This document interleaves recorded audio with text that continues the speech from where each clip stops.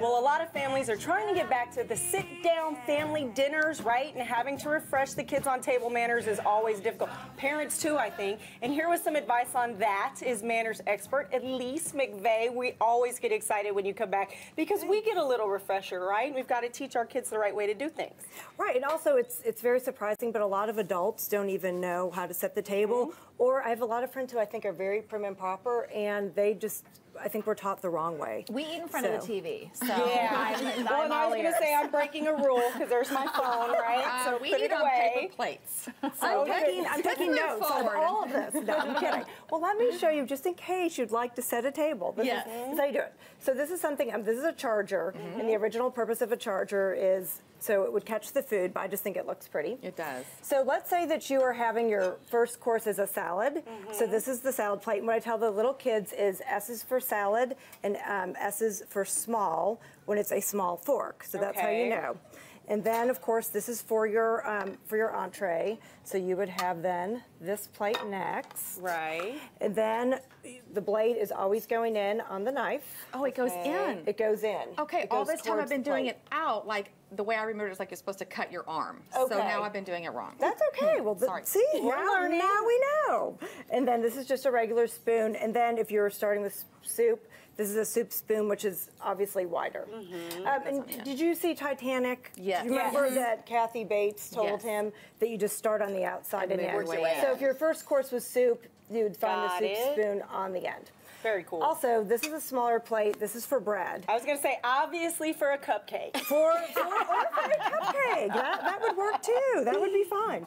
But in a trick, because especially if you're at a round table, I remember when I was in my young 20s, I took the wrong to the plates. left or to the Or right. you always go to luncheons or dinners or weddings. And so it's hard. Tell us the I'm rule. right-handed, so I always think naturally you would, but so I took this man's plate and I was horrified because I messed up the whole table. So everybody had to go the other way. Yes, and so he's like, well, I was like, oh my He God, didn't I know took what this to man's do. plate. Always to the left? So this is how you can remember it. B and D.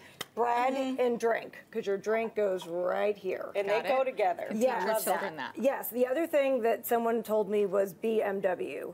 Bread, meal, Wine? Wine. I think it was water, but wine. That works too.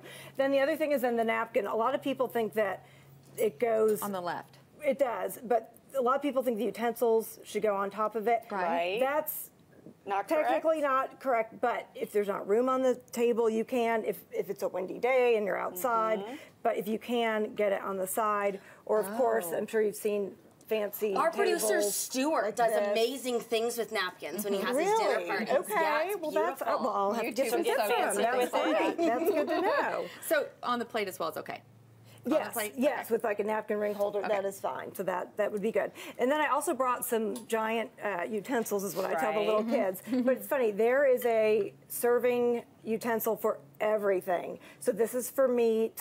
I thought that was to stab your boyfriend if he started misbehaving at the dinner table. That could work too. I have 3 boys, and yes, this could really keep things in order. So that is a very good idea.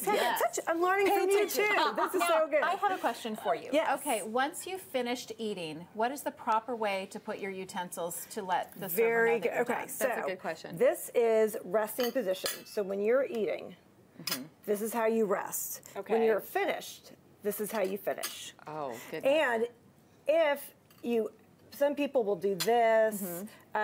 Once you have food touch any of your utensils, it needs to go on the plate some way, somehow, but this is the correct way to do it. And so I always tell the kids, think of it this way. If a waiter was coming by, this would just flip off. Right. So So that just means you're not remember, done. So I have. you should not do this at all. Right.